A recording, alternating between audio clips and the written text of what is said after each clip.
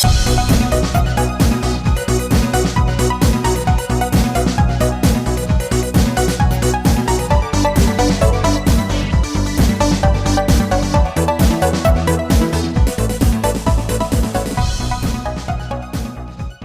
Dot friends, Earl at thelogbook.com, here on the Apple II GS for the first time since I've done one of these. This requires the use of a different emulator than what I normally use for Apple II stuff, so I can't say that there will not be any pop-up windows that kind of challenge the illusion of what I'm doing here, but I am actually going to try to run a piece of software that I remember my dear friend Steve Prado introducing me to many, many years ago. And this came to be quite a thing. It's the Star Trek The Next Generation HyperStudio stack.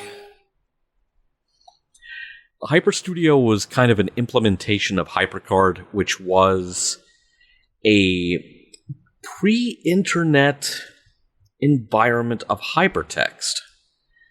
But this one is really very graphically oriented. This was written by Scott Everts, and it was, as you can see here, episode guide, sound effects, a Star Trek encyclopedia, enterprise technical database. Let's take a look at the credits here. Scott Everts, of course. Jim Sean Lyon.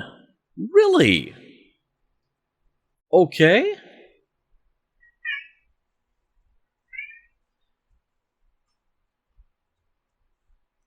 Now, some context for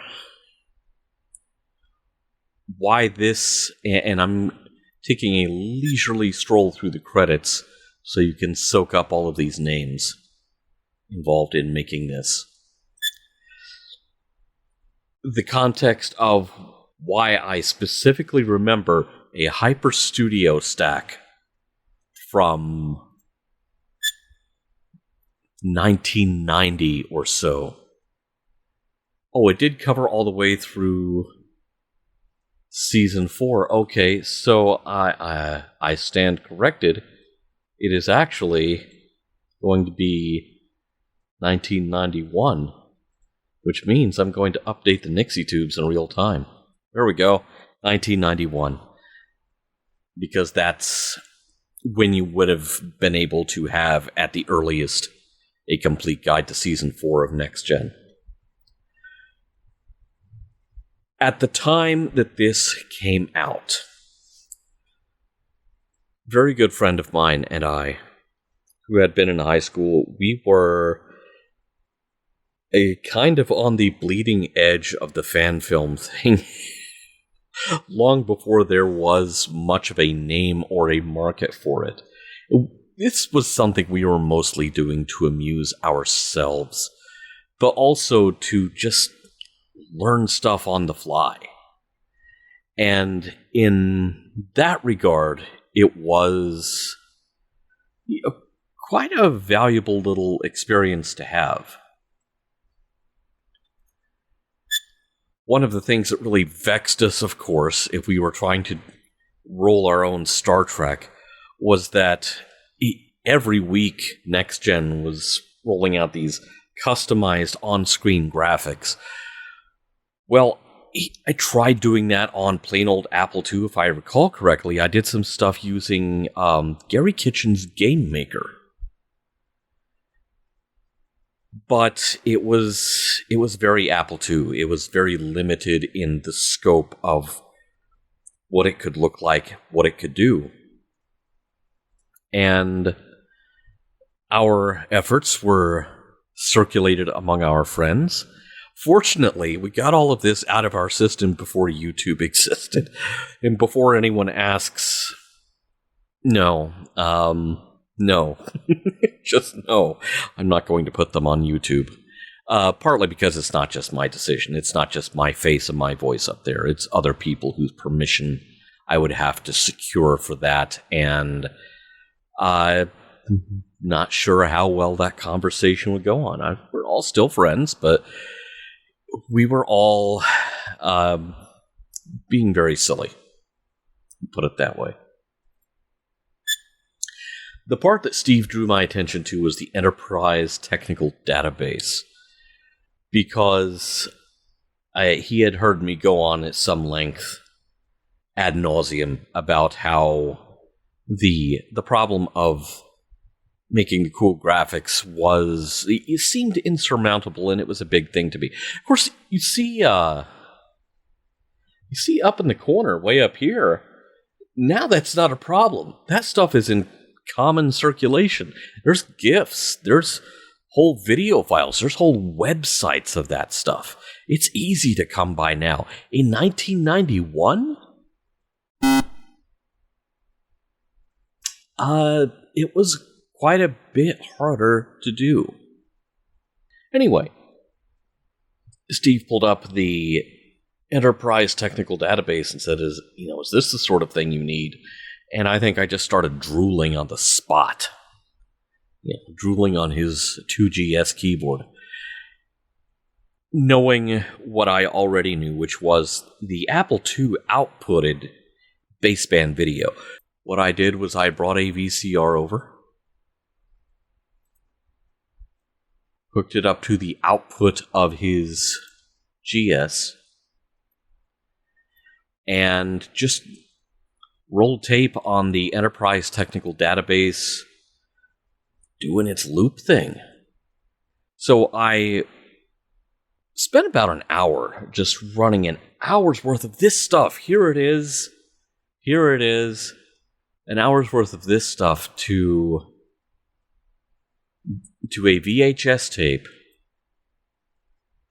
which we then proceeded to all but wear out, because we made copies of this tape and fed it via VCRs to every monitor. I mean, literally, this very cut-rate version of how they actually did the screen graphics on the show. And you couldn't have put a price on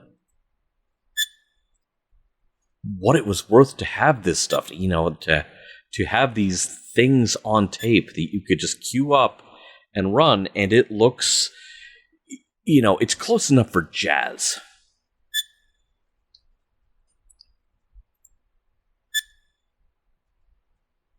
Especially once there are animated elements, blinky bits. Oh, look at it.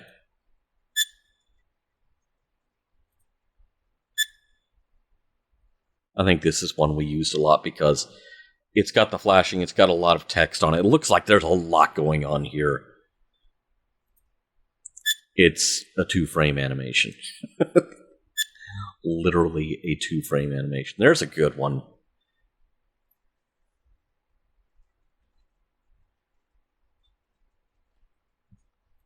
I don't know quite how we handled the problem of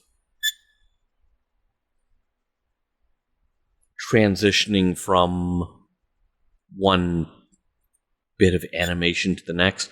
I suspect there was some pause button stuff going on. And some hiding of the mouse pointer, Get the mouse pointer off the bottom of the screen. There's a good one. And so, not that we knew anyone else. Now, here was the piece de resistance. Unfortunately, it went to black and white, but you hit engaged rotation. Oh, look at that. In 1991, to have a tape full of this alone, you couldn't do better than that. You literally couldn't. It's so funny to think back now how much importance we placed on this stuff. And it's like, went over to Steve's house for an hour with a VHS VCR and a blank tape, and it changed my life forever.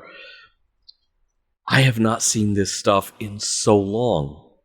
And I could probably go find tapes of us doing the goofiest crap imaginable with that in the background. Oh, I wish that engage rotation bit was in color. And hey, if we were in a shuttle, hey, got your shuttle there. Which, of course, every ship in the fleet looked like my living room.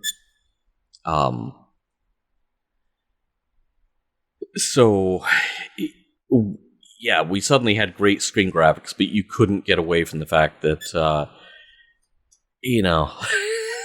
entirety of Starfleet had that same couch in it, in the same corner.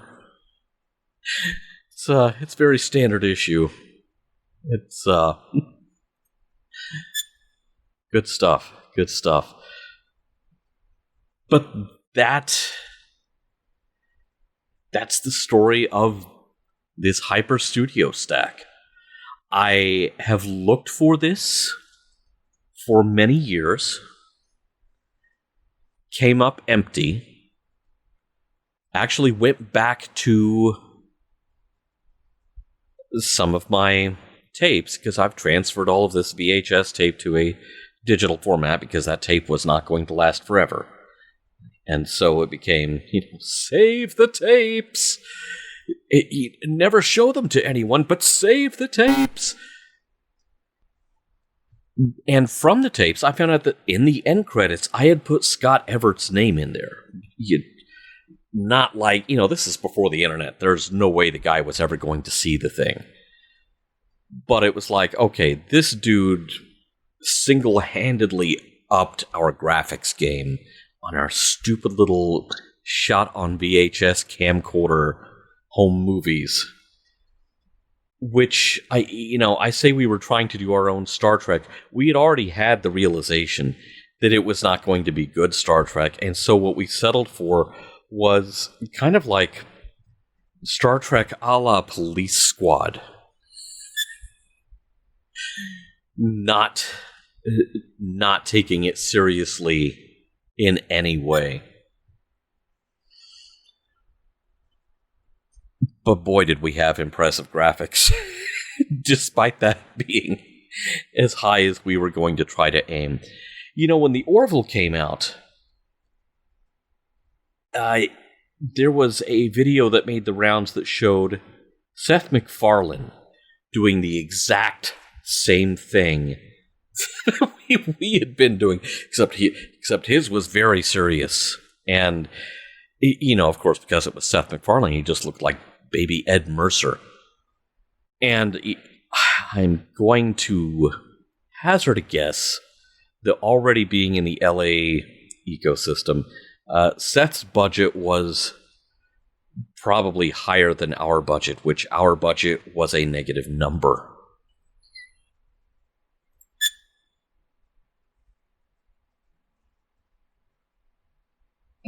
And there we go. Back to the Apple IIgs home screen. Wow. That was a trip down memory lane.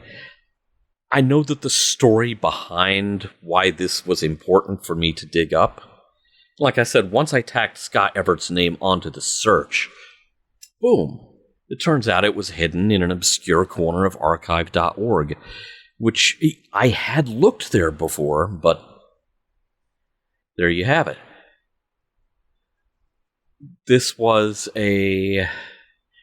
it's an interesting look back in time to what I thought was important when I was, 18, 19 years old. Obviously had way too much time on my hands. Had friends who also had time on their hands. And how did we choose to work this out of our system? Well, as you do, you just sit around and make your own Star Trek. Why not?